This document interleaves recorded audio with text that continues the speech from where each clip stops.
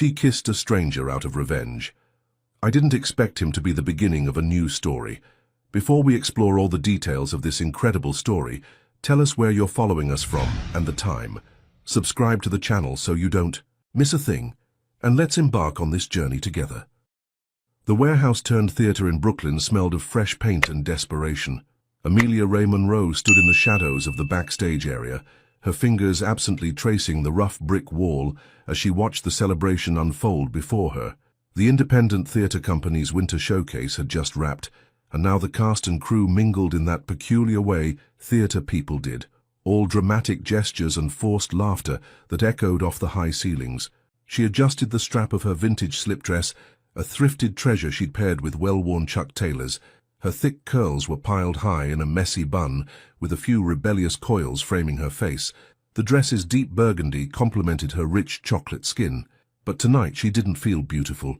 She felt like a prop, pushed to the periphery of her own life. Across the room, her ex-boyfriend Nathan performed his latest role, the apologetic cheater, with Madison, his new leading lady, hovering nearby. They'd been sleeping together for months, right under Amelia's nose, while she coordinated their costume changes and adjusted their lighting cues. Here, Tasha Green materialized beside her, pressing a cold glass of champagne into her hand. Her best friend's dark skin seemed to glow under the dim lighting, her signature colorful braids catching the light as she moved. "You look like you need this more than I do." "That obvious, huh?" Amelia took a long sip, the bubbles burning her throat. "Only to someone who's known you since college." Tasha's eyes narrowed as she watched Nathan across the room. "I still say we should have replaced his hair gel with super glue during the final performance." A laugh escaped Amelia's lips, genuine this time. "And risk compromising the show. You know I'd never." "Always the professional." Tasha bumped her shoulder affectionately. "But seriously, you don't have to be here. We could grab some ice cream, watch terrible reality TV." "I need to be here," Amelia insisted, though her heart raced at the thought of escape. "And I'm the assistant production manager. It's my job to make sure everything runs smoothly. I'm even the after party." A commotion near the back entrance drew their attention. Someone was struggling with what appeared to be a large wooden piece, probably for the next production. Amelia straightened, professional instincts kicking in. "I should help with that," she said, already moving forward. "The last thing we need is damaged set pieces." "Amelia," Tasha's warning tone followed her, but she was already weaving through the crowd.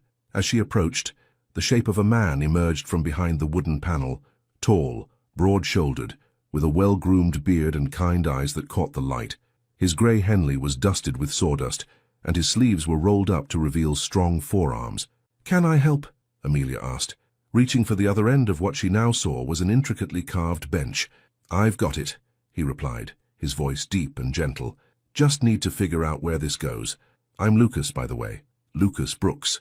"Amelia Monroe." She found herself studying his face, the way his blue-grey eyes crinkled slightly at the corners, the careful way he handled the furniture despite his obvious strength. "I'm the assistant production manager. This is for the Winter Garden, right?" "Yeah, commissioned piece." He adjusted his grip, and Amelia noticed a small tattoo on his wrist. "Was told to deliver it tonight, though this seems like a bad time." "Actually, it's perfect timing," Amelia said. The champagne may be making her a bit bolder than usual.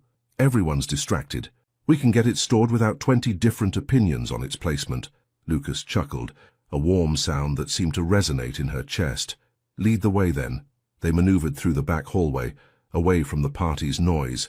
Amelia was acutely aware of their synchronized movements, the way they naturally fell into step. When they reached the storage room, the tight space forced them closer together as they carefully set down the bench. "Beautiful workmanship," Amelia murmured, running her fingers along the smooth wood. "Did you do all this by hand?" "Every bit." Lucas watched her inspect his work, something unreadable in his expression. "It's my passion, finding the beauty in raw materials, bringing out what's already there."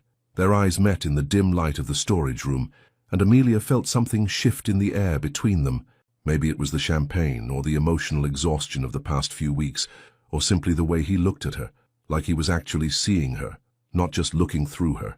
Without overthinking it, without letting her usual anxieties and hesitations take control, Amelia rose on her tiptoes and pressed her lips to his.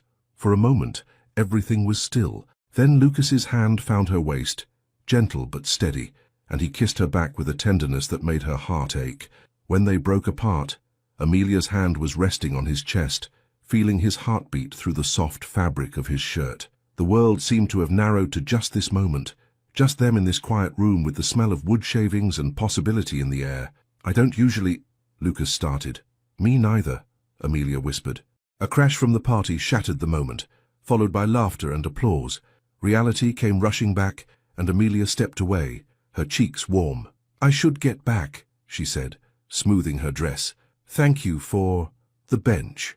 Lucas nodded, that same unreadable expression on his face. "Thank you for the help, Amelia Monroe." She hurried back to the party, her lips still tingling, her mind already spinning this moment into something it probably wasn't. But when she glanced back from the doorway, Lucas was watching her go, and the look in his eyes made her wonder if maybe, just maybe, this impulsive moment could be the beginning of something real. Back at the party, Tasha took one look at her face and raised an eyebrow. "Okay, what happened in the last 10 minutes? You look different." Amelia touched her lips, still feeling the ghost of that kiss. I think I just changed my own story." Morning light filtered through the industrial windows of Amelia's Brooklyn apartment, casting long shadows across her bedroom floor. She lay in bed, staring at the ceiling, replaying last night's kiss for the 100th time. Her fingers absently traced her lips as the sounds of the city drifted up from the street below. "You did what?" Tasha's voice crackled through the phone speaker, a mix of shock and delight. "Girls, when you said you were going to help with a delivery, I didn't think you meant delivering a whole kiss to a stranger," Amelia groaned, pulling her quilted comforter over her head. I know. It was completely unprofessional, and probably inappropriate, and definitely exactly what you needed," Tasha cut in. "After everything with Nathan, this is the universe giving you a sign. A tall, handsome, woodworking sign." Rolling onto her side, Amelia watched dust motes dance in the sunbeam. Her apartment was small but carefully curated, vintage theater posters on exposed brick walls, potted plants thriving on every windowsill, and carefully organized production notes spread across her desk. It was her sanctuary, especially now that her workplace had become a minefield of awkward encounters. "It doesn't matter anyway," Amelia sighed. "It was just a moment of temporary insanity. I'll probably never see him again." "Unless you need more furniture," Tasha teased. "I have to go," Amelia said, catching sight of her clock. "Production meeting in an hour, and I still need to finish the budget reports for the winter garden." After a quick shower, Amelia stood before her closet, taking more care than usual with her outfit. She settled on high-waisted wide-leg pants in a rich olive green, paired with a cream silk blouse, and her favorite ankle boots. Her natural curls cooperated for once, falling in defined coils around her face. The subway ride to the theater was a blur of podcast voices in her ears and nervous energy in her chest. She'd almost convinced herself that last night was just a dream, until she walked into the theater and saw the bench. Dad sat innocently in the corner of the lobby, early morning light highlighting the intricate carving work. Amelia approached it slowly, her fingers hovering over the smooth wood. The craftsmanship was even more impressive in daylight. Delicate vines and leaves seemed to grow organically from the grain of the wood itself. "Beautiful piece, isn't it?" The voice behind her made her jump. It was Richard, the theater's technical director, a man in his 50s with salt and pepper hair and reading glasses perpetually perched on his head. "Yes," Amelia managed, trying to sound professional. "The craftsman did excellent work." "Lucas Brooks," Richard nodded. "Been trying to get him to work with us for months. He usually sticks to private commissions, but something about this project caught his interest." Amelia's heart skipped at the mention of Lucas's name. "Oh, yeah? Saw his work at a friend's house and knew he'd be perfect for the winter garden. Speaking of which," Richard handed her a business card. "Could you coordinate with him about the other pieces we need? I trust your eye for detail." The card was simple, just Lucas's name, phone number, and the words, "Custom Woodworking," in clean typography.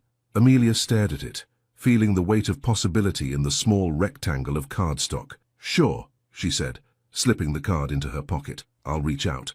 The production meeting that followed was torture. Amelia sat at the long table, pretending to focus on scheduling conflicts and budget constraints, while her mind kept wandering to blue-gray eyes and gentle hands. Nathan was there too, sitting next to Madison, both of them trying too hard to look professional and distant. "Amelia," The director's voice snapped her back to attention. "The set pieces for Act 2. You'll handle the coordination?" "Yes, of course." She pulled out her tablet, making quick notes. "I'll contact the craftsman today." After the meeting, Amelia escaped to her tiny office, really more of a converted storage closet, but it was her space. She pulled out Lucas's card again, running her thumb over the embossed letters. Taking a deep breath, she typed out a text. "Hi Lucas, this is Amelia Munro from the theatre. The production team would like to discuss additional pieces for The Winter Garden. Would you be available to meet this week?" She hit send before she could overthink it, then immediately dropped her phone like it was on fire. Turning to her computer, she tried to lose herself in spreadsheets and production schedules. 3 hours later, her phone buzzed. "Hello, Amelia Munro from the theatre. I'm free tomorrow afternoon. There's a coffee shop near my workshop in Red Hook. The Carpenter's Cup, 2 p.m. Amelia smiled at the formal tone, imagining him carefully composing the message. She replied quickly, "Perfect. See you then." "Still professional," she muttered to herself. "Just a business meeting." The rest of the day passed in a blur of tasks and avoided glances. During her lunch break, Amelia found herself in the lobby again, sitting on Lucas's bench. She ran her hands over the carved details, remembering the way his calloused fingers had felt against her waist. "You know?" Tasha's voice startled her from her reverie. Her friend was leaning against the doorframe, a knowing smile on her face. "For someone who claims it was just a moment of temporary insanity, you sure spend a lot of time with this bench." "I'm just appreciating the craftsmanship," Amelia defended weakly. Tasha sat beside her, bumping their shoulders together. "And I suppose the fact that you're meeting the craftsman tomorrow is purely professional. How did you—" "Richard mentioned it. Small theatre, remember?" Tasha's expression softened. "It's okay to want something for yourself, eh? It's okay to take a chance." Amelia leaned her head on her friend's shoulder, breathing in the familiar scent of her coconut hair oil.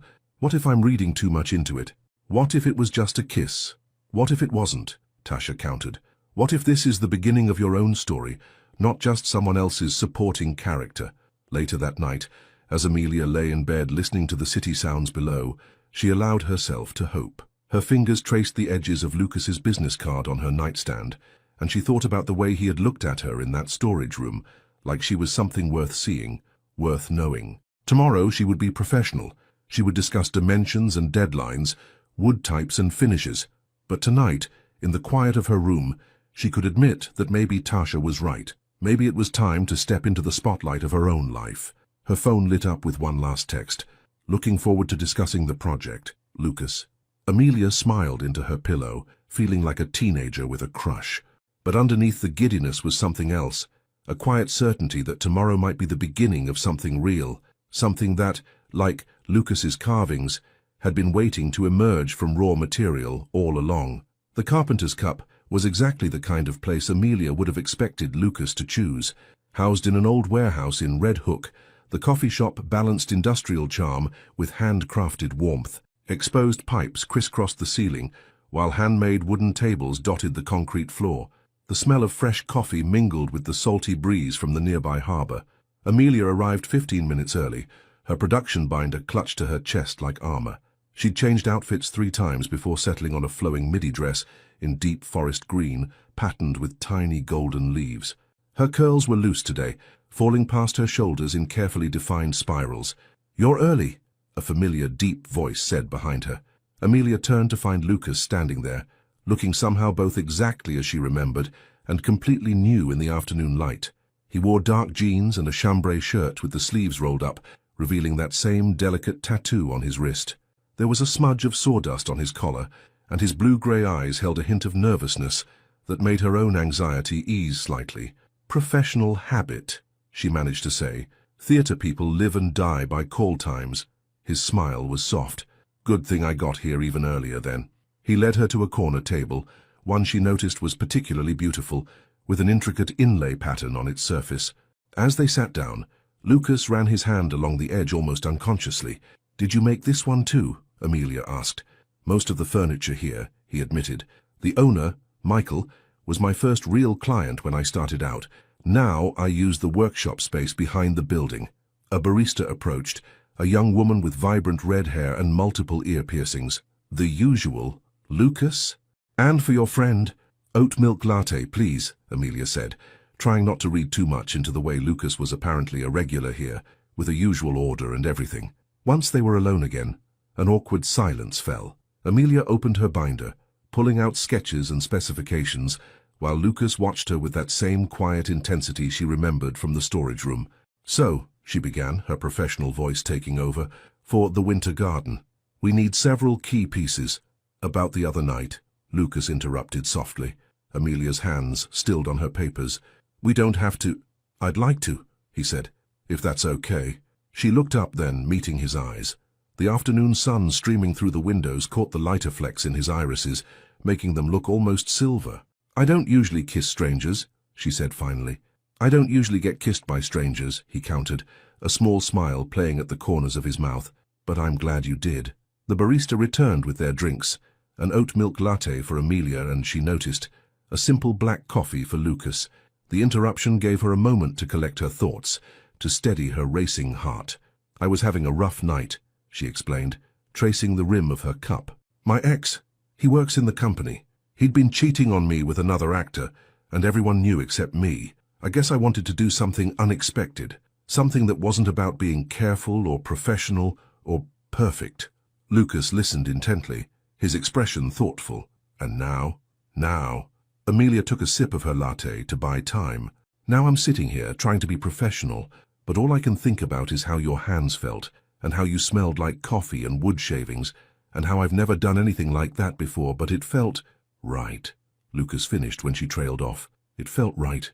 They sat in silence for a moment, the busy sounds of the coffee shop fading into background noise. Finally, Lucas reached across the table, his fingers brushing against hers. "So what if," he said carefully, "we tried something? Not just a moment in a storage room, but something real. We could start with dinner." Amelia looked at their almost touching hands, his strong and calloused, hers with tiny paint stains from yesterday's set touch-ups. "I'm kind of a mess right now," she admitted. "The whole X situation, plus work, is crazy with the new production." "I'm good with mess," Lucas said simply. "I work with raw materials all day. The rough edges are where the beauty hides." A laugh bubbled up from her chest, surprising them both. "Did you just compare me to unfinished wood?" His eyes crinkled with amusement. "Too much." "No," she said softly. "It was perfect." They spent the next hour actually discussing the theatre pieces, but everything felt different now. When Lucas sketched design ideas, his free hand would brush against hers. When Amelia explained the play's themes, he watched her with undisguised fascination. They discovered shared loves, rainy Sundays, hole-in-the-wall restaurants, vintage furniture markets, and entertaining differences. He was a morning person. She lived for late nights. He cooked eBay. She survived on takeout and coffee. "So," Lucas said as they finished their second round of drinks, "dinner, I know a place in Cobble Hill, small, family-owned Italian restaurant. The owner's mother makes the pasta by hand every morning." Amelia felt warmth spread through her chest. "When? Tonight?" When she hesitated, he added, "Unless that's too soon." "No," she said quickly. "Tonight is perfect. I just need to change and—" "You look beautiful," Lucas interrupted, then ducked his head slightly, as if surprised by his own boldness. "But whatever makes you comfortable." As they exchanged numbers and finalized plans, Amelia felt something settling in her chest, a quiet certainty that this was more than just a rebound or a distraction. This felt like the beginning of a story she actually wanted to be part of. Outside the coffee shop, they lingered on the sidewalk, neither quite ready to leave. The late afternoon sun cast long shadows across the cobblestones, and a breeze carried the mixed scents of coffee and sea air. "I can give you a tour of the workshop," Lucas offered suddenly, "if you want to see where the pieces will be made." Amelia knew she should get back to the theatre. She had schedules to update, emails to send, 1,000 little fires to put out. But looking at Lucas in the golden light, sawdust still clinging to his collar, she found herself nodding. "Show me," she said. He led her around the back of the building to a heavy wooden door. As he pulled it open, the rich smell of fresh-cut wood enveloped them. Amelia stepped into Lucas's world, and something inside her whispered that maybe, just maybe, this was exactly where she was meant to be. The workshop told the story of who Lucas was better than words ever could. Tools hung in careful order on the walls, wood in various stages of transformation filled neat racks, and afternoon light streamed through high windows, turning dust motes into falling stars. In the center of it all stood a half-finished piece, a delicate side table with spiraling legs that seemed to defy gravity. "This is amazing," Amelia breathed, running her fingers along a smooth piece of maple. Lucas watched her explore with that same quiet intensity she was beginning to recognize.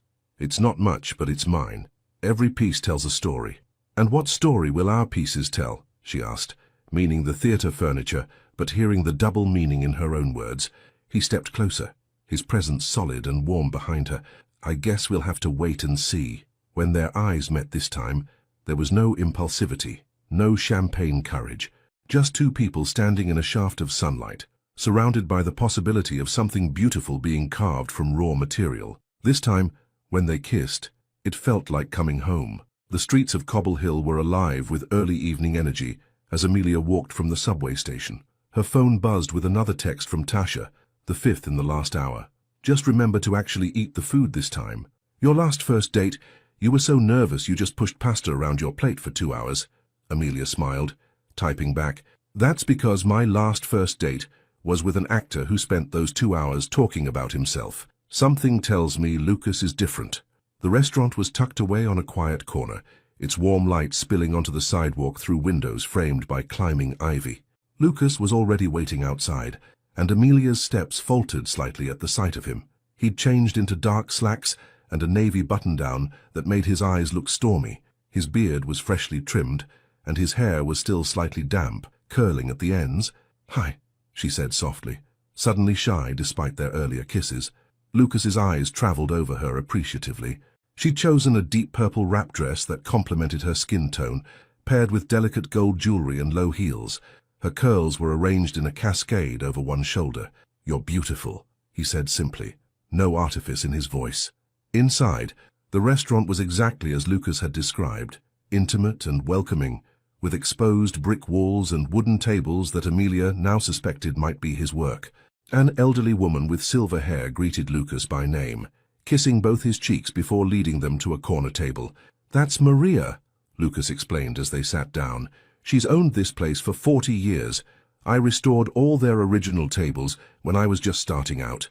"Is there anywhere in Brooklyn you haven't left your mark?" Amelia teased, running her fingers along the table's edge.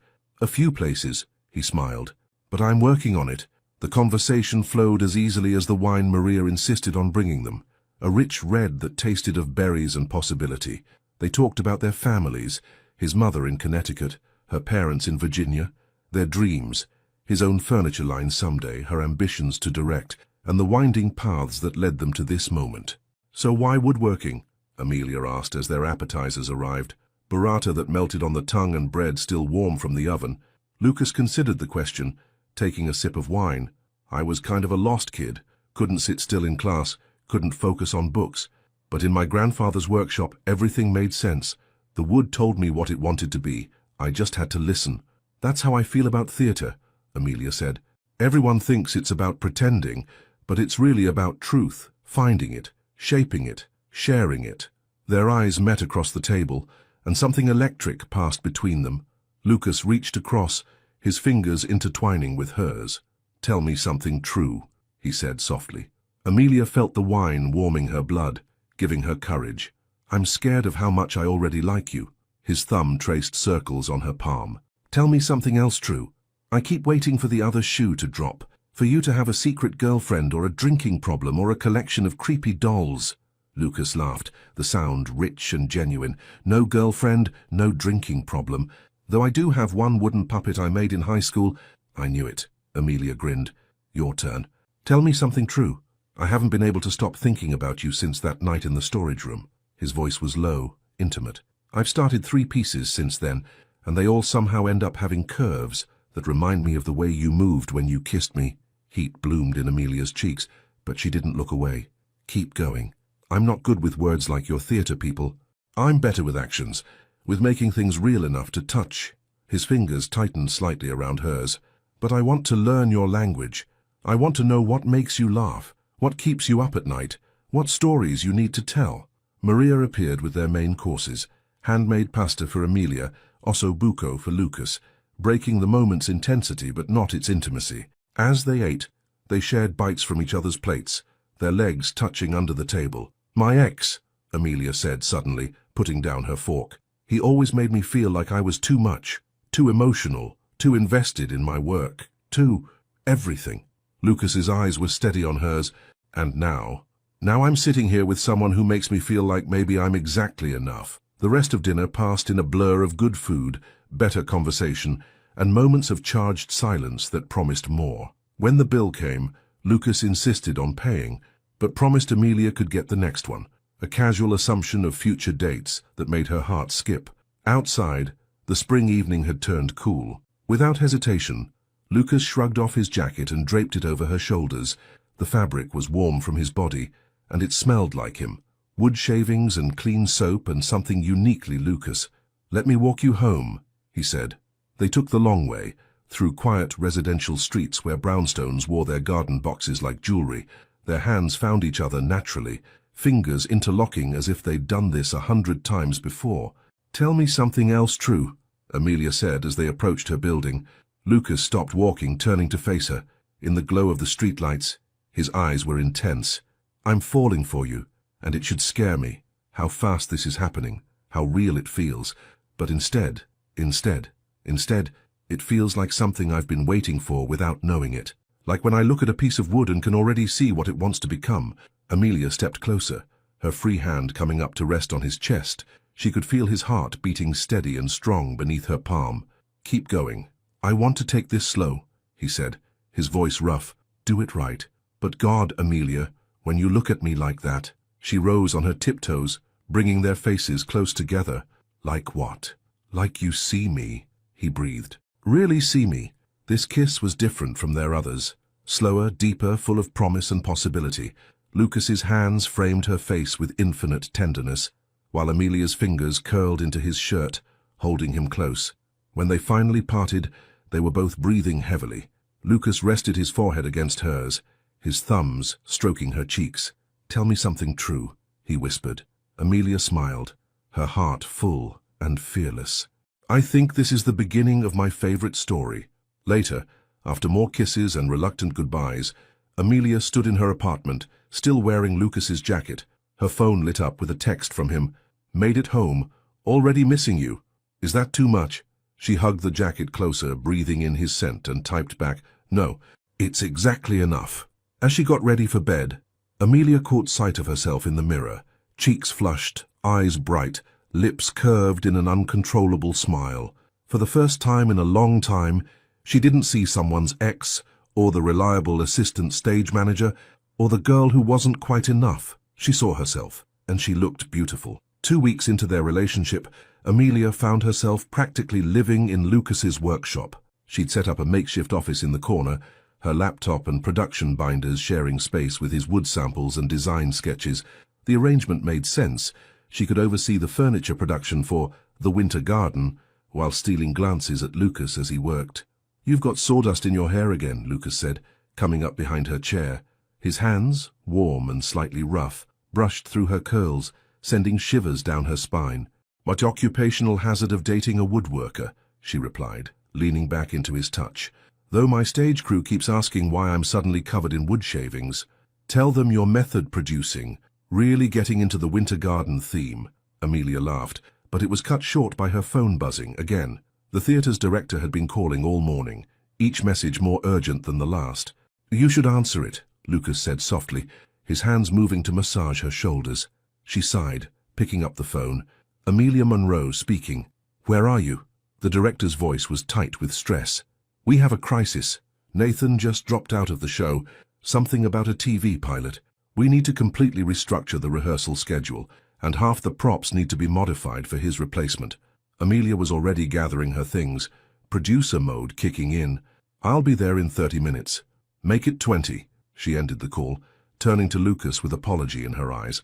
"I have to go," he finished, pressing a quick kiss to her forehead. "I know. The show must go on." "I'll make it up to you," she promised, already halfway to the door. "Dinner tonight?" "Can't tonight. Meeting with a client in Manhattan. Tomorrow?" "Tomorrow," she agreed, blowing him a kiss before rushing out. The theater was chaos when she arrived. The director was pacing the stage. Madison was crying in the corner. Apparently Nathan hadn't just left the show, he'd left her too. and the rest of the cast was huddled in small groups, whispering and shooting worried glances at each other. "Thank God you're here," Tasha said, appearing at her side. "They're talking about pushing back opening night." Amelia straightened her spine, sliding into problem-solving mode. "Not happening. Get me the understudy's measurements and availability. I'll call the costume department." Hours blurred together as Amelia orchestrated the show's salvation. She reworked schedules, soothed egos, and somehow managed to turn Nathan's departure into an opportunity rather than a disaster. By the time she finished, the streetlights were on, and her phone had 3 missed calls from Lucas. She called him back while walking to the subway, her heels clicking on the pavement. "Hey," his voice was warm through the speaker. "Busy day. The busiest. How was your client meeting?" "Good. They want a whole dining set. Table, chairs, sideboard. It's a big commission." "Lucas, that's amazing." Her exhaustion lifted slightly at his news. "We should celebrate. Tomorrow," he reminded her. "Though, I could come over later tonight. I miss you."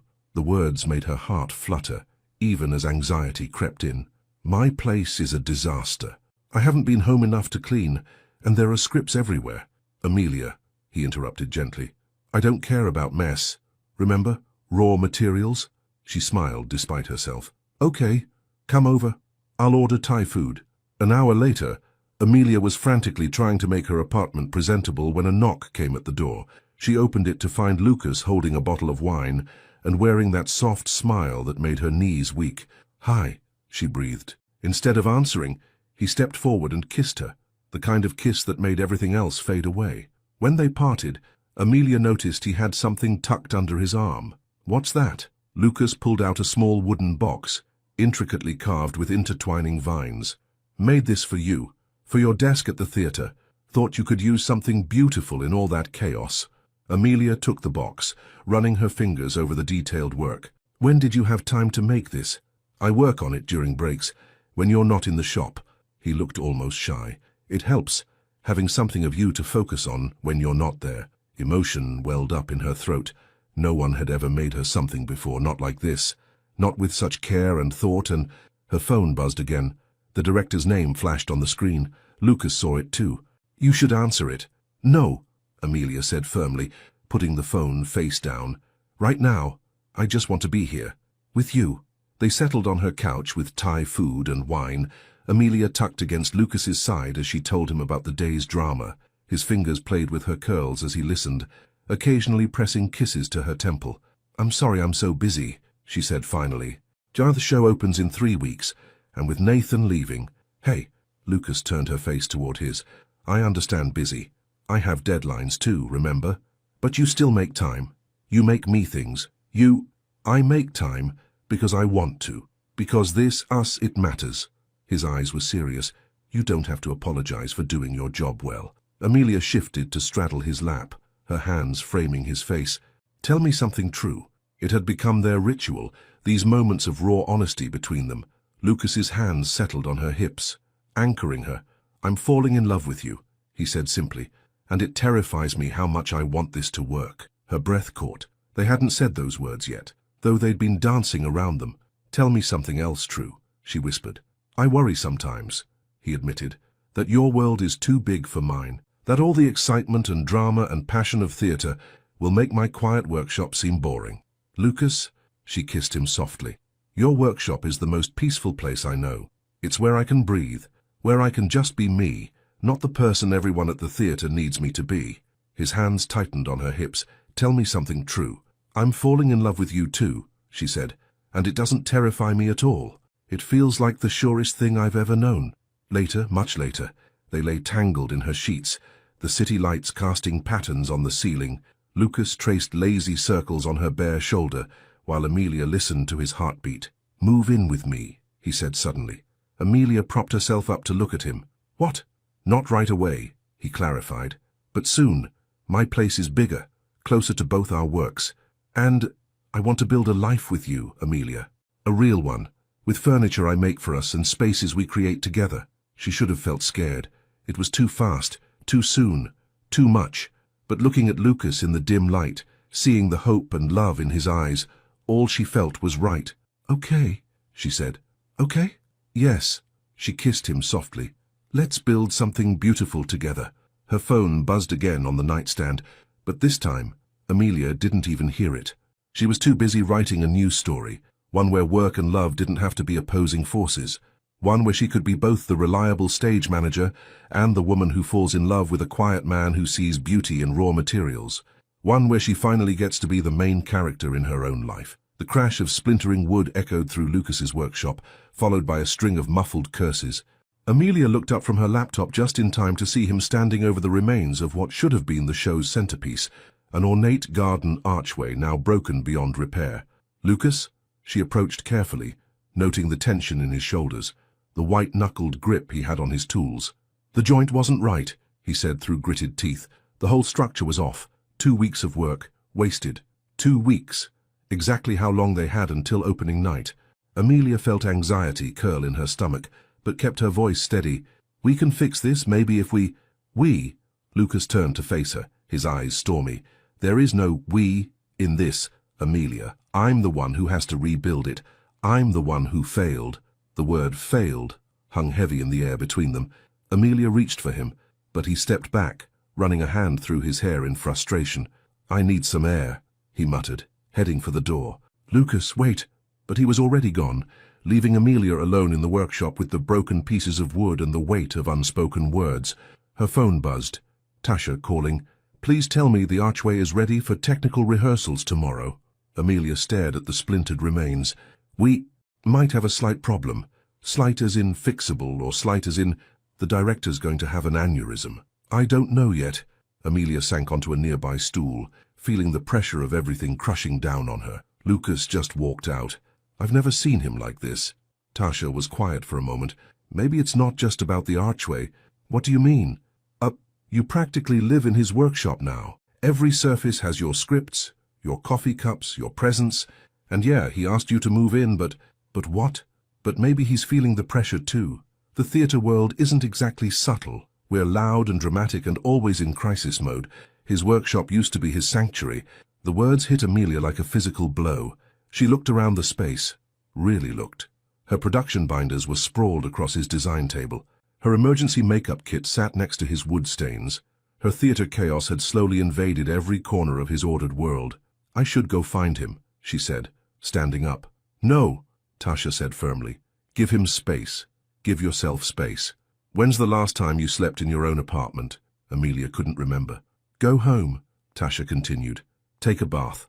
Eat something that isn't workshop coffee and protein bars. The archway will still be broken tomorrow." Following Tasha's advice felt wrong, but Amelia knew she was right. She gathered her things slowly, each item a reminder of how completely she'd merged their worlds without really thinking about the consequences. Her apartment felt strange when she finally got home, both familiar and foreign. She'd been spending so much time at Lucas's workshop or the theater that she'd forgotten what her own space felt like. The wooden box he'd made her sat on her coffee table, and suddenly she was crying, big, messy tears that had probably been building for weeks. She cried for the broken archway, for Lucas's pain, for her own fear of messing up the best thing that had ever happened to her. Her phone lit up with a text from Lucas. "I'm sorry for walking out." She stared at the message, fingers hovering over the keyboard. Finally, she wrote back, "I'm sorry too, for everything. Can we talk? Come over. Actually, can you come here? I think maybe we need neutral ground." 20 minutes later, a knock at her door made her heart jump. She opened it to find Lucas looking as exhausted as she felt, his hair messy like he'd been running his hands through it repeatedly. "Hi," she said softly. Without a word, he stepped forward and pulled her into his arms, holding her tight against his chest. Amelia breathed in his familiar scent, wood and soap and home, and felt some of her anxiety ease. "I'm sorry," he murmured into her hair. "I shouldn't have walked out like that." "I'm sorry too." She pulled back to look at him.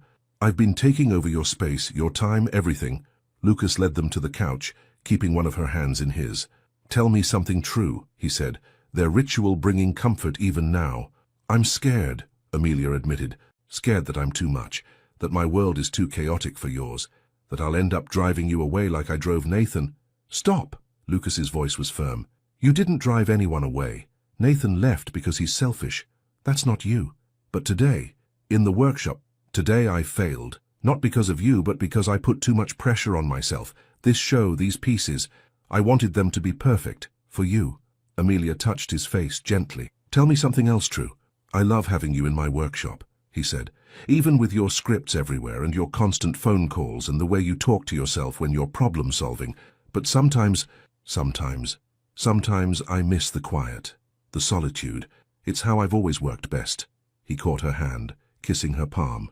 But I miss you more when you're not there. We need balance, Amelia realized. I need to give you space to work, to be alone when you need it. And I need to remember that I have my own space too. And I need to remember that your chaos isn't something to fix. It's part of who you are, part of why I love you. The words slipped out naturally, like they'd been waiting to be said. Amelia's breath caught. You love me? Lucas smiled, that soft smile that had first captured her heart. Of course I do. How could I not?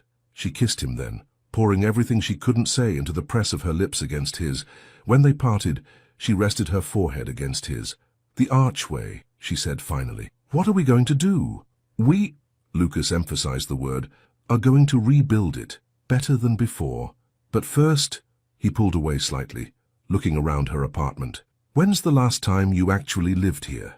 Amelia laughed, despite herself. Tasha asked me the same thing. Smart woman. He stood up, pulling her with him. So here's what we're going to do. Tonight, we're going to order pizza, drink wine, and remember what it's like to just be us. No theater crisis, no broken furniture. Just us. And tomorrow? Tomorrow we face the world again. Together. He wrapped his arms around her waist, but with boundaries. You keep some of your chaos at the theater. I keep some of my quiet in the workshop, and we make space for both in whatever home we build together. Amelia felt tears threatening again, but these were different, lighter, hopeful. Tell me something true. I love you, Lucas said simply. Chaos and all. I love you too, she whispered. Quiet and all. Later, as they lay tangled on her couch, empty pizza box on the coffee table and soft music playing in the background, Amelia realized something. The broken archway wasn't a sign of failure. It was an opportunity to build something stronger. Just like them, it would be remade, better for having been broken and carefully put back together. Her phone buzzed with another theater crisis, but this time, she let it go to voicemail. Tonight was for them. Tomorrow they would face the chaos together, stronger for having found their balance. After all, the most beautiful things often come from knowing when to push and when to let go, when to speak and when to stay quiet, when to hold on and when to give space, just like working with wood, just like falling in love. The rebuilt archway stood in Lucas's workshop, more beautiful than its predecessor. Early morning light streamed through the windows, catching on the intricate carvings that seemed to flow like water through the wood. Amelia stood before it, coffee cup in hand, admiring how the new design somehow captured both their essences, her dramatic flair in the sweeping curves, his quiet strength in the solid foundation. You're here early, Lucas said, coming up behind her. Instead of wrapping his arms around her waist as he usually would, he simply stood beside her, respecting the new boundaries they'd established. Couldn't sleep, she admitted. Opening night is in 10 days. The archway will be ready, he assured her. I promise. She turned to look at him, taking in the shadows under his eyes that matched her own. Have you slept at all? A few hours. Had some ideas I needed to work out. He gestured to his sketchbook, open on his workbench. But I'm better today, clearer. The past week had been an exercise in finding balance. Amelia had moved most of her work back to the theater, keeping only essential coordination tasks in the workshop. She'd even started sleeping at her own apartment 3 nights a week, though she missed him terribly on those nights. The coffee's fresh, she offered, nodding toward the workshop's small kitchenette. I didn't want to wake you earlier. Thanks. He poured himself a cup, then settled on his work stool. How's the new lead doing? Daniel? Amelia smiled. He's actually perfect for the role. Different from Nathan, but in a good way. More genuine.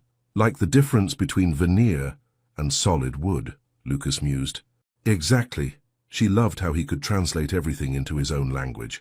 The whole cast seems more relaxed now. Even Madison's doing better. Lucas nodded, then hesitated before asking, Will you stay for a while? I'd like your opinion on something, but I need to work on it first.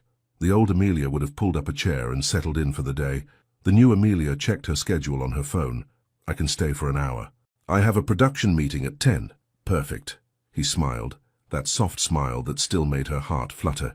That's all I need. She watched him work from a respectful distance, admiring how his strong hands could be so gentle with the wood.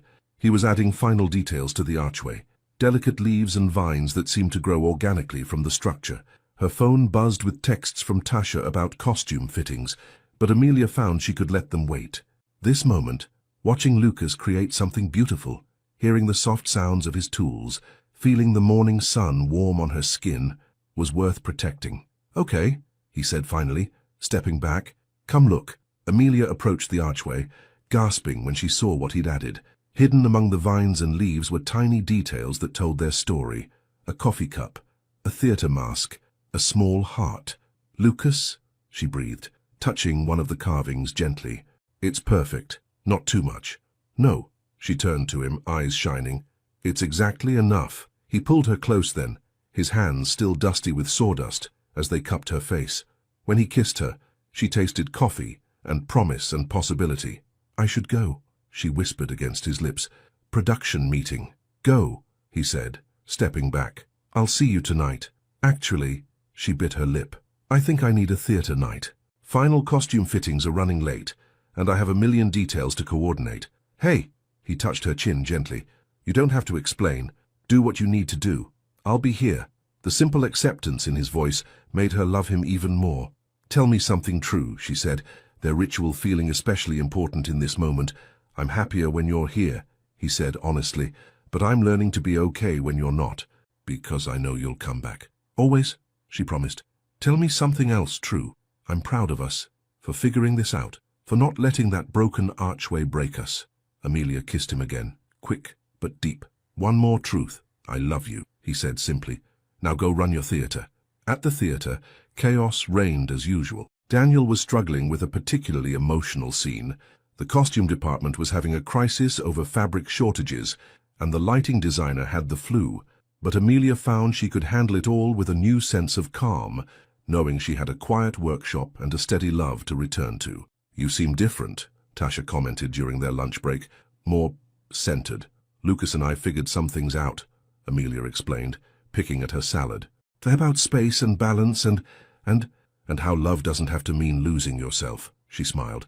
"He's teaching me that quiet can be as powerful as noise." Tasha studied her friend's face.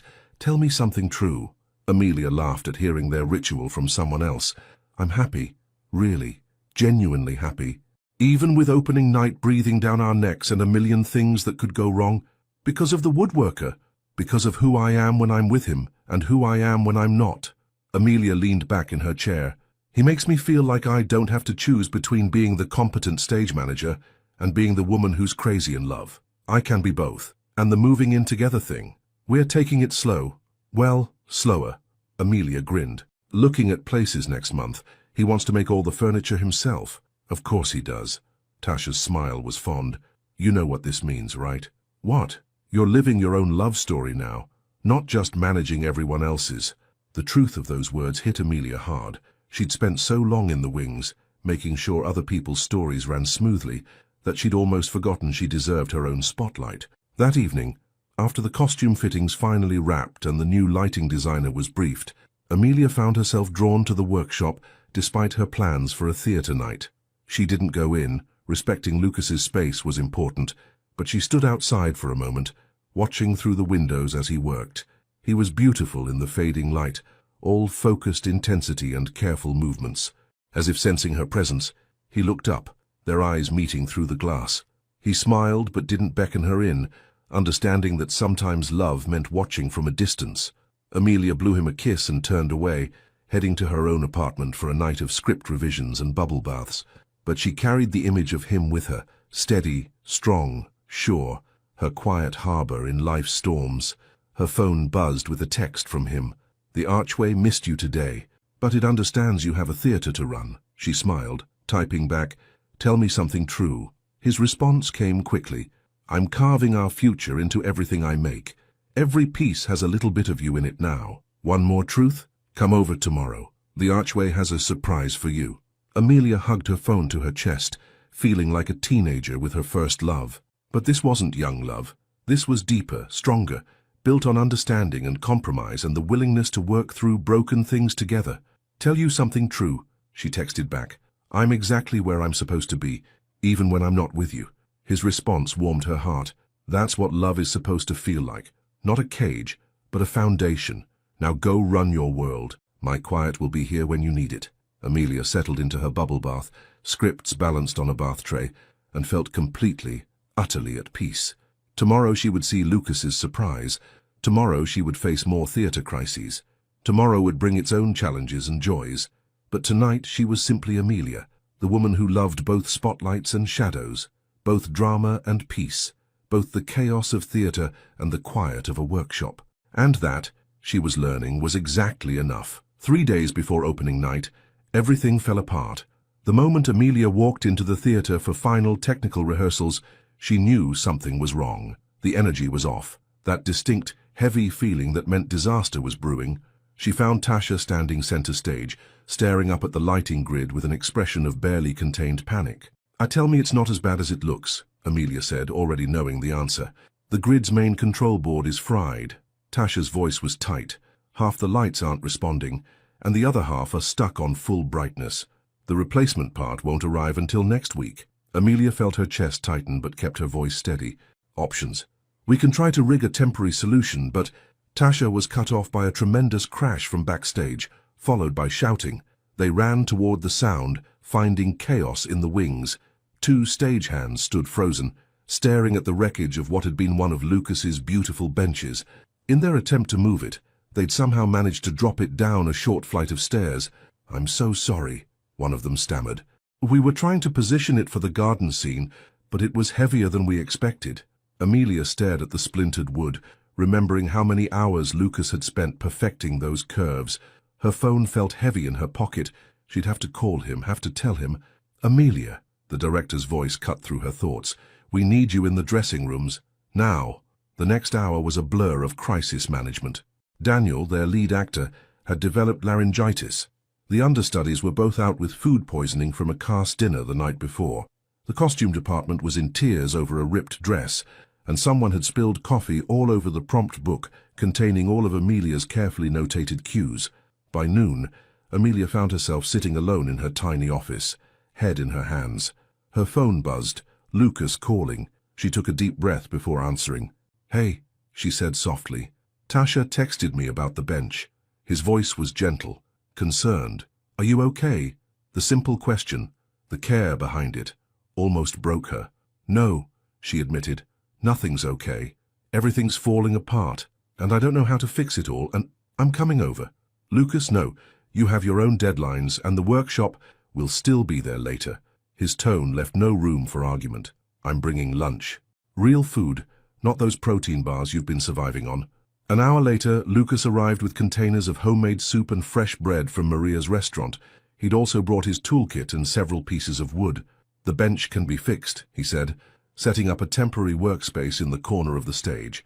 First, it won't be exactly the same, but sometimes the mended pieces end up stronger than the originals. Amelia watched him work while eating the soup he'd insisted on. His presence alone seemed to calm the theatre's frantic energy. Even the director stopped pacing long enough to admire Lucas's methodical approach to repair. Tell me something true, Amelia said quietly, sitting beside him as he worked. I've been sketching designs for our future home, he admitted, hands never stopping their careful movements.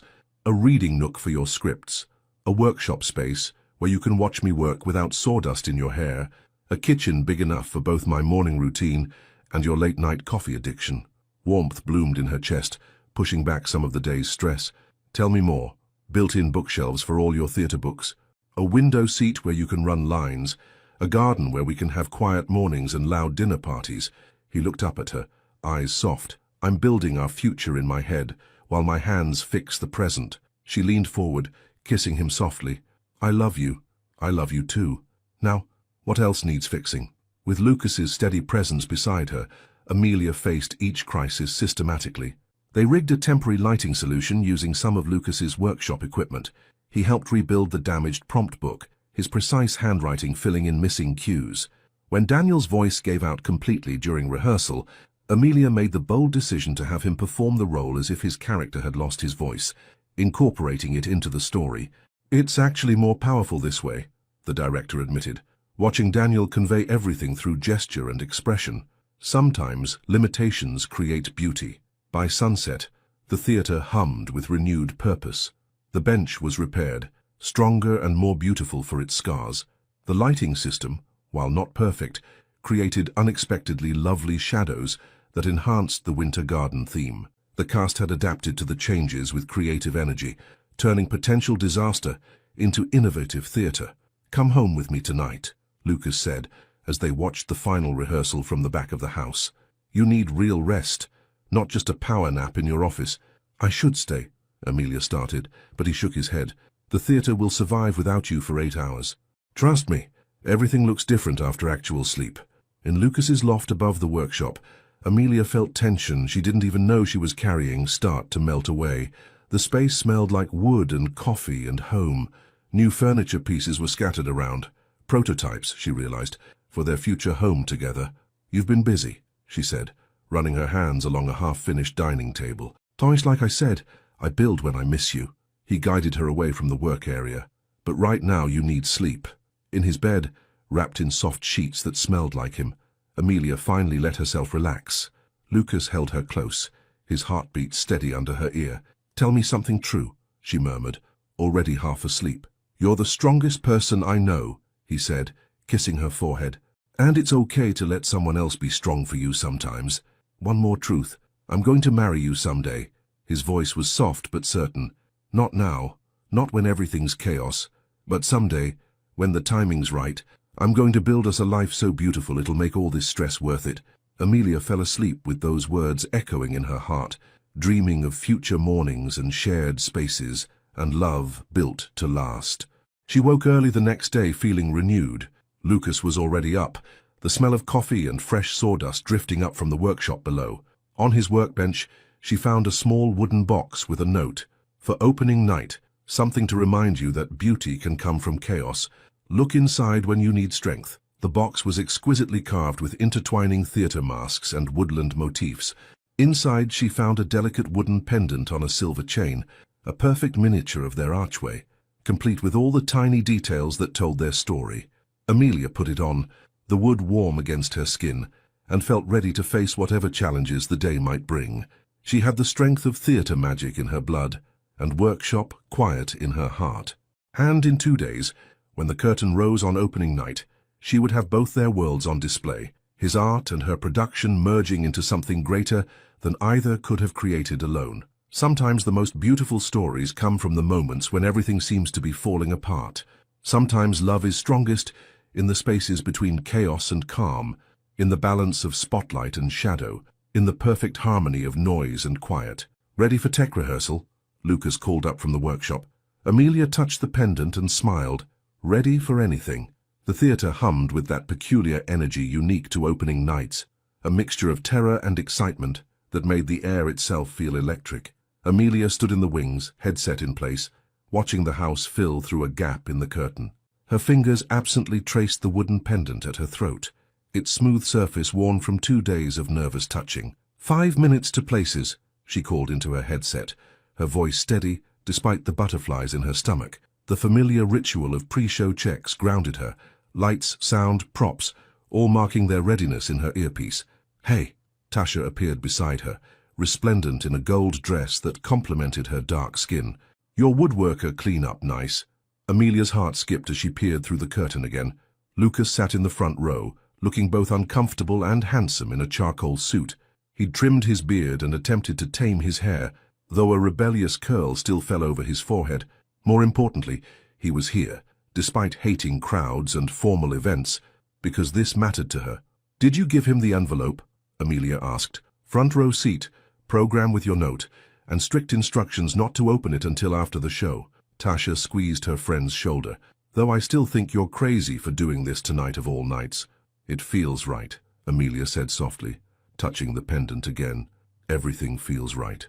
The house lights dimmed, sending a ripple of anticipation through the audience. Amelia took her position at the stage manager's podium, her prompt book open and ready. As the orchestra began the overture, she caught Lucas's eye across the darkness. He smiled, that soft, private smile that still made her knees weak, and touched his chest where a matching wooden pendant lay hidden under his dress shirt. "Lights up on 3, she called into her headset, and go.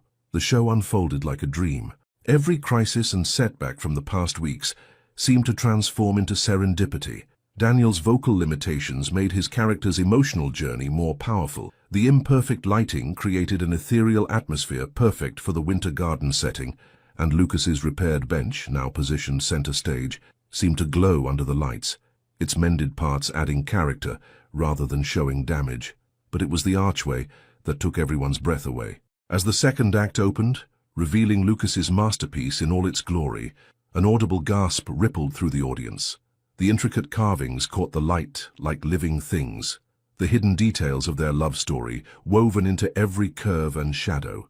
Amelia felt tears prick her eyes as she watched their private moments play out in public, transformed into art. There, in the twining vines, was their first kiss. There, in the delicate leaves, was the night he asked her to move in. There, in the strong foundation, was every quiet morning and chaotic evening that had brought them to this moment. During intermission, Tasha found her in her office, touching up her makeup. "You okay? You seem different." "I'm perfect," Amelia said, and meant it. Everything's perfect. Even though the lighting board is held together with tape and prayers, even though we had to reblock half the garden scene yesterday, even though, especially because of all that, Amelia turned to her friend. "Remember when you said I was living my own love story now?" "Yeah, I finally understand what you meant. All these imperfections, all these last-minute changes, they're not ruining the show. They're making it real. Just like you and Lucas," Tasha finished, understanding dawning in her eyes. "So speaking of which, that note you gave him..." Amelia's hand went to her pendant again. "Tell me something true." "You're glowing," Tasha said simply, "like you've finally stepped into your own spotlight." The second act moved like a perfect dance, each cue falling exactly where it should, each moment building to something greater than its parts. When Daniel's character finally found his voice in the final scene, a whispered, "I love you," that carried to the back row, there wasn't a dry eye in the house. As the lights faded on the final tableau, Amelia felt something shift in her chest. She had spent so long making other people's stories come to life, but now she was ready for her own. "That's our show," she called into her headset, voice thick with emotion. Thank you, everyone," the audience erupted in applause. Through the curtain, Amelia could see Lucas standing with everyone else, but his eyes weren't on the stage. They were searching the wings for her. In his hand was the now opened envelope, her note clearly visible even from a distance. "Go," Tasha said, taking the headset from her. "I've got this." Amelia moved through the backstage area in a daze, accepting hugs and congratulations but never losing sight of her destination. She emerged into the house just as the audience began to disperse, but Lucas stayed rooted in place, staring at her note. "Tell me something true," she said softly, coming to stand before him. He looked up, his eyes suspiciously bright. "So I want to look at apartments tomorrow." "I want to look at homes," she corrected, taking his hands in hers. "Real ones, with space for both of us, where you can build our furniture and I can run lines, where quiet and chaos can live together." "You're sure?" His thumbs traced circles on her palms. "Even after all this stress, all these challenges?" "Because of them," she said firmly. "For every broken piece we fixed, every boundary we set, every moment we chose each other, it all led here, to us, ready to build something real." Lucas pulled her close, not caring about the few audience members still lingering. "Tell me something true," he whispered against her hair. "I love you, your quiet, your strength, your ability to see beauty in broken things. I love how you've made space for my chaos, while helping me find my own kind of peace. One more truth. I want all of it. The workshop mornings and theater nights, the sawdust in my hair and the scripts on our coffee table. I want to build a life that has room for both our worlds." He kissed her then, soft and deep and full of promise. When they parted, he pressed something into her hand, a small wooden key, clearly fresh from his workshop. "I made this during the show," he admitted. "It's not real, obviously, but it's perfect," Amelia finished, understanding what it meant. A symbol, a promise, a beginning. Above them, the work lights came on as the crew began strike, but neither moved. They stood in their own pocket of space and time, holding on to this moment between ending and beginning, between one chapter and the next. "Tell me one last truth," Amelia whispered. Lucas smiled that soft smile she'd first fallen for in a storage room so many weeks ago. We're going to build something beautiful together, and not just furniture. Later that night, after the cast party wound down and the last congratulations were given, they walked hand in hand through Brooklyn's quiet streets. They talked about paint colors and kitchen layouts, about workshop ventilation and theater schedules, about all the little details that would make up their shared life. But mostly they walked in comfortable silence, each holding their wooden tokens, her pendant, his key, and marveling at how sometimes the most beautiful stories come from learning to love both the spotlight and the shadows, both the chaos and the quiet, both the breaking and the mending. After all, like Lucas always said, that's where the real beauty hides. 6 months after opening night, Amelia stood in an empty apartment in Cobble Hill, morning light streaming through tall windows. The space still smelled of fresh paint and possibility. Behind her, Lucas leaned against the doorframe, watching her take it all in. "Tell me something true," she said, turning to face him. "I've already designed half our furniture in my head." He pushed off the doorframe and walked toward her, his footsteps echoing in the empty space. "A built-in bookshelf here," he gestured to one wall, "a window seat there for your script reading, a dining table that can handle both quiet morning coffees and crazy cast parties." Amelia closed her eyes, letting his words paint the picture. "Can I keep going? The second bedroom will make a perfect home office for you. Enough space for all your production binders and emergency costume supplies, and that corner near the big windows, your workshop space," she finished, opening her eyes to find him right in front of her. "Our space," he corrected softly, "where I can work while you run lines, where you can have your theater chaos while I have my quiet, where we can build our life together." The real estate agent cleared her throat from the hallway, trying to hide her smile. "Should I start the paperwork?" An hour later, they sat at their favorite table in the Carpenter's Cup, signing documents that would make the apartment theirs. Michael brought them special drinks to celebrate. Oat milk latte for Amelia, black coffee for Lucas, both served in wooden cups he'd commissioned from Lucas months ago. "Remember when we first sat here?" Amelia asked, running her finger along the inlay pattern of the table, their table, as she'd come to think of it. "You were trying so hard to be professional," Lucas smiled. "All those production notes and specifications, and you were trying so hard not to mention our storage room kiss. I still think about that kiss." He reached across the table, taking her hand. How one impulsive moment changed everything. Amelia touched her wooden pendant. She rarely took it off now, and thought about all the moments that had led them here, the broken archway that made them stronger, the chaotic opening night that proved they could weather any storm, the quiet mornings and loud evenings that showed them how to balance their different worlds. "I have something for you," Lucas said, pulling a small wooden box from his jacket pocket. Amelia's heart skipped. She recognized his craftsmanship immediately. "Lucas, open it." Inside was a key, a real one this time, not the wooden symbol from opening night, but it was attached to a delicate wooden fob, carved with intertwining theater masks and workshop tools. "It's for the apartment," he explained, "but also for everything else. Every door we'll open together, every space we'll create, every story we'll tell." Amelia felt tears welling up. "Tell me something true." "I want to marry you." His voice was steady, his eyes fixed on hers. "Not because we just bought an apartment, or because it's the next logical step, but because every morning I wake up thinking about building things for you, and every night I go to sleep grateful for the chaos you brought into my quiet life." "Lucas, I'm not proposing. Not officially." He squeezed her hand.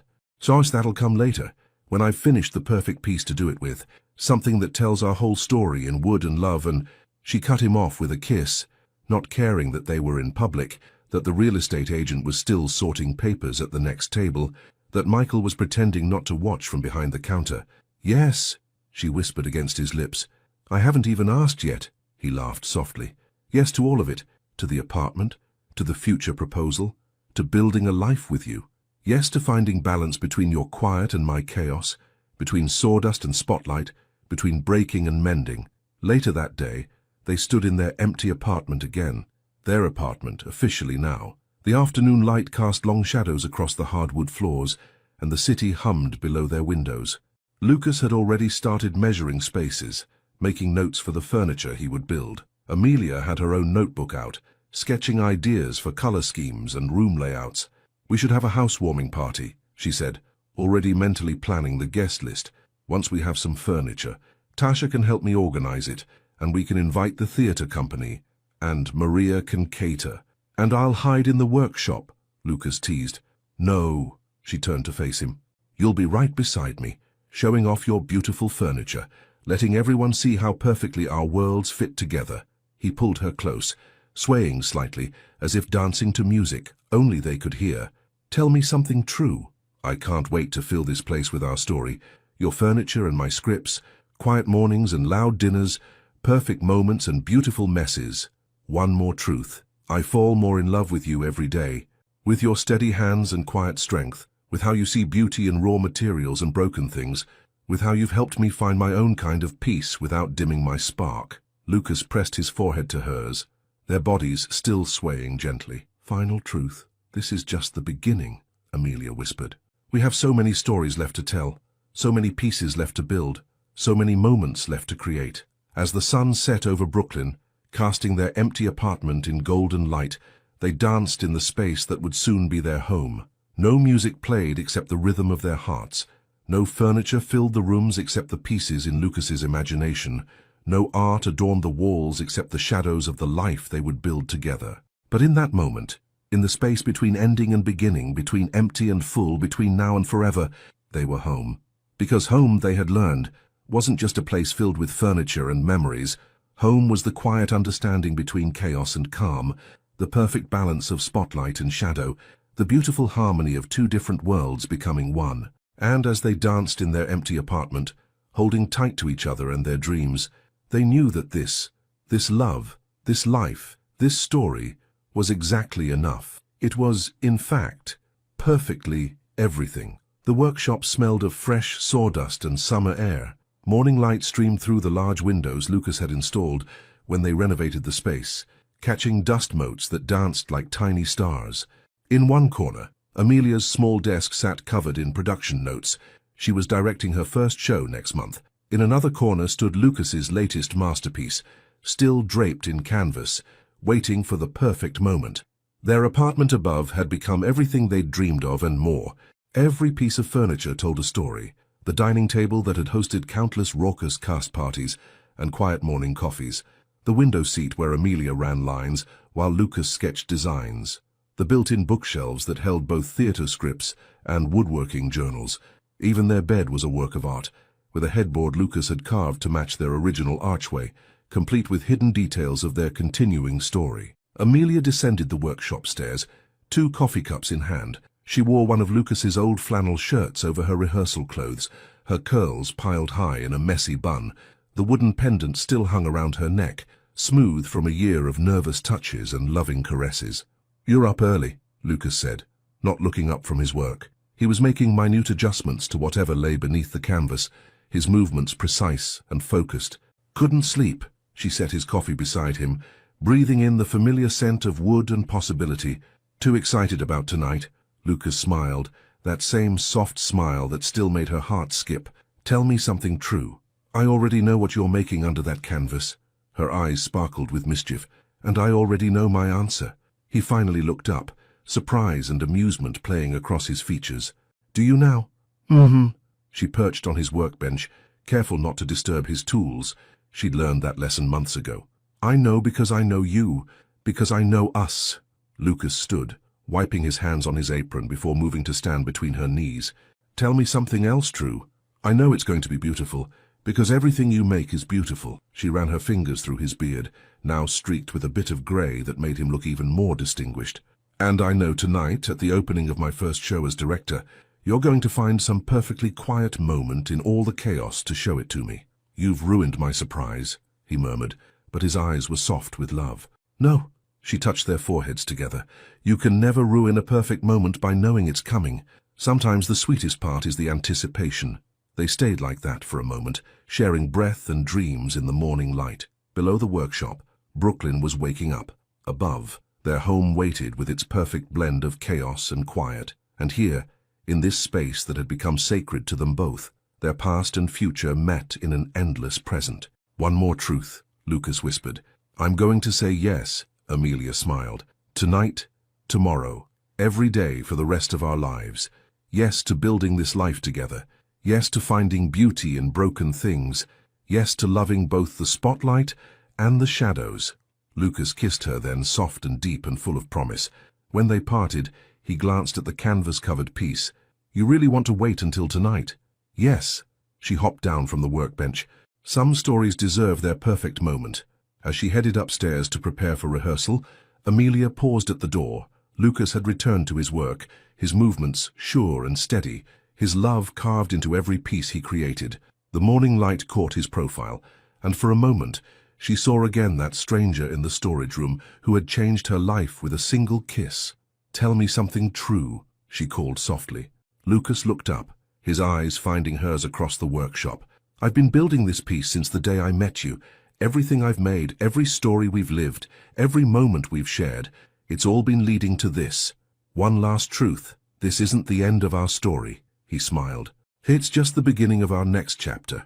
Amelia touched her pendant and smiled back, knowing that tonight, when the curtain fell on her first show as director, she would find Lucas waiting in the wings with a canvas-covered masterpiece and a lifetime of love carved into wood and promises, and she would say yes to the ring he'd crafted with his own hands, to the future they would build together, to every quiet morning and chaotic evening that lay ahead. Because sometimes the most beautiful stories don't end. They just keep building, one perfect piece at a time. In Half of Me Still Stays, Amelia and Lucas found the perfect balance between theatre chaos and woodworking quietude, proving that true love isn't about changing who you are, but finding someone who loves all versions of you. In your life, when was the moment you realized you could be entirely yourself in a relationship, without fear of showing your true self? Your participation in the channel is very important. Please leave your opinion in the comments. Thank you so much for watching until the end. If you enjoyed this story, don't forget to subscribe to the channel, leave a like, and comment your thoughts. Your participation is very important to us. See you next time.